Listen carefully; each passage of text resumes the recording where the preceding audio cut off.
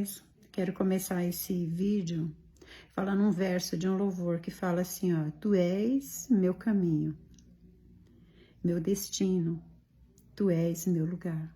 Aleluia.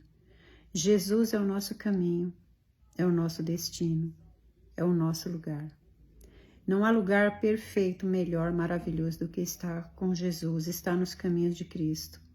Está trilhando um caminho que Ele pode fazer tudo por nós. Ele pode ampliar as nossas veredas, Ele pode ampliar nossas tendas. Ele amplia os nossos caminhos e faz florescer. Aleluia. Hoje eu me emocionei atendendo posso falar que é uma filha na fé. E ela falando: Cícera, você fala do amor do Senhor com tanta propriedade, com tanta convicção e com aquela certeza, né, de que Ele faz, Ele pode fazer. E realmente Ele é assim. Quando a gente ministra dentro da palavra do Senhor, que Ele tudo pode, Ele vela pela palavra dEle. E Ele é fiel para cumprir na minha e na tua vida. Só que Ele quer uma perseverança da nossa fé. E nessa tarde eu estava olhando a Bíblia, porque eu não gravei de manhã. E eu falando agora à tarde: Senhor, eu vou falar de quê? E Ele gerava no meu coração e na minha mente sobre umas situações, história de vida que eu vivi. Então eu vou falar do que eu vivo, né? E primeiramente está em Gênesis, o capítulo 18 e o versículo 14, que fala assim: haveria coisa alguma difícil ao Senhor? É uma pergunta. Ao tempo determinado, tornarei a ti por esse tempo da vida e Sara terá um filho. Isso, os 3 anjos fazem essa pergunta a Sara, porque quando os anjos perguntam onde que está Sara, ele falou: está na tenda. E ela sai para fora e ele fala: no tempo determinado terás um filho. E ela ri. E no caso dela rir, porque para ela seria impossível, que já não tinha mais o costume de mulher, ela já era idosa. E muitas vezes as nossas bênçãos, elas já estão idosas. Muitas vezes as nossas bênçãos já estão numa situação que ninguém crê, ou as pessoas estão rindo. Muitas estão fazendo piada da nossas espera de bênção, né? Muitos não crê mais, muitos chamam a gente de louco. Tem tudo um texto e um contexto da espera. Mas aqui Abraão, ele se cansava de tanto esperar e tempos em tempos diz que Deus aparecia e renovava as promessas para Abraão. E da mesma forma é para nós. E eu perguntando para ele o que eu falaria da parte dele para mim e para você, porque eu como ministra da palavra eu também recebo, eu também estou na fila. E ele falava para mim falar sobre se haveria alguma coisa difícil que ele não pudesse fazer.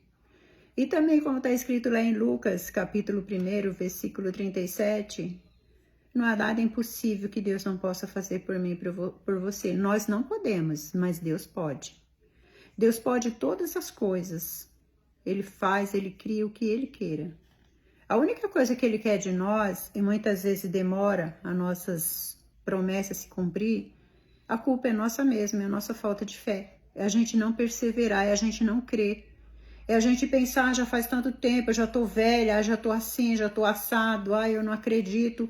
Isso a gente constrói altares, onde o inimigo vai se posicionar para roubar a nossa bênção.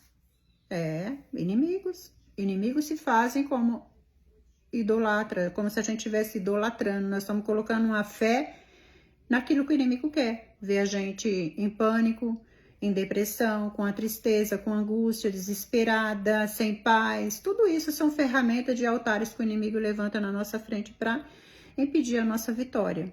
E todo o tempo o Senhor quer que a gente quebre esses altares e coloque a nossa perseverança no Senhor, porque fiel foi Ele que prometeu. E nós somos falhos na espera, porque a espera cansa, desanima, abate a fé.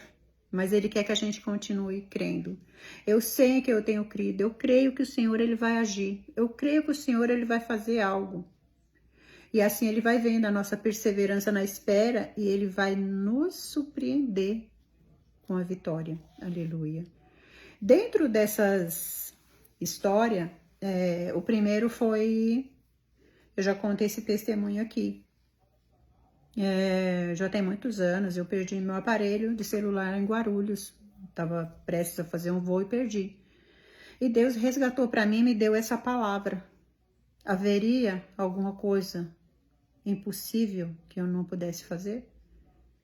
E eu chorava quando ele resgatou aquele aparelho celular meu em Guarulhos. Perdi lá no banheiro quando eu fui lavar as mãos, deixei do lado da pia. Seria perda, mas para o Senhor não, ele resgatou.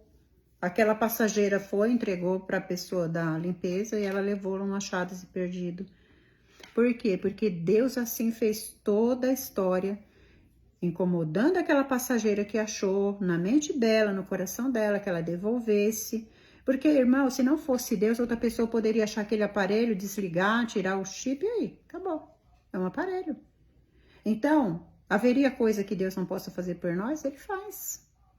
Isso ele me deu prova viva, eu vivi isso. Meu primo viveu junto comigo. Aleluia. E quando Deus, irmão, quer nos abençoar, Deus faz a pessoa... Faz algo assim extraordinário que você fica como que sonha. Teve um período, eu não sei se foi 2018, não sei bem, que eu tinha certeza que eu ia para Maceió com um casal, com meu primo e a esposa dele. E no final, as condições financeiras deles não deu. E ela chegou para mim, ela e meu primo, e falou: a gente queria te levar, mas para te levar teria que levar minha mãe, né, que era minha tia. Então não vai dar para me levar vocês duas, então para me levar você e deixar a mãe Eu falei, tá bom, eu entendo. Mas eu tinha certeza da obra que eu tinha que fazer em Maceió. E eu sabia que eu só poderia ir porque eles iam prover para mim. Então a gente tá falando aqui de coisas impossíveis para nós. Coisas que não dá para nós fazer. Amém. E assim, irmãos, eles foram para o aeroporto, quando foi mais ou menos umas 7 e pouca, falei, eu vou passar uma mensagem de bênção para eles, mas eles só vão ver lá em Maceió. Quando eu passei a mensagem, automaticamente a esposa dele me respondeu: perdemos o voo. E o Senhor falou para mim assim, eles vão voltar porque eles precisam buscar você, porque você vai para aquele lugar. Então, quando Deus quer nos abençoar, irmão, pessoas perdem voo, pessoas perdem noite de sono, mas traz as bênçãos para nós. Haveria alguma coisa difícil para Deus? É difícil para mim e para você. Para Deus nada é difícil. Para o Senhor nada é impossível. Aleluia, Jesus. E quando meu primo, ele chegou na minha casa, na casa dele, o irmão dele falou para ele, voltaram? Ele falou, perdemos o voo. Por que você não levou a mãe? Ele falou assim, eu não tinha condições de levar a mãe e a Tita, e para não levar a Tita e deixar a mãe entristecida, eu não levei nenhuma das duas. Aí o outro meu primo falou assim, ó, eu pago a passagem da mãe e você paga da Tita, meu apelido é Tita. Irmãos, no outro dia, eles estavam na cozinha da minha casa, comprando a passagem minha e da minha tia, que já estava tudo confirmado que talvez eu e minha tia iríamos na frente, e aqueles que estavam na frente ficou por último, porque ainda estava decidindo o que o aeroporto ia fazer referente às passagens deles, cancelada. Concluindo, irmãos, fomos no mesmo voo, nas cadeiras uma atrás da outra, eu e a mulher do meu primo no lado da janela e minha tia e meu primo do lado encostado no meio. Por que eu tô relatando isso? Porque o Senhor nessa tarde ele tá falando referente a haveria alguma coisa difícil que ele não fizesse por mim e por você? Haveria alguma coisa difícil que o Senhor não pudesse prover para mim e para você? Nessa tarde eu gostaria de saber o que é que tá difícil aí para você.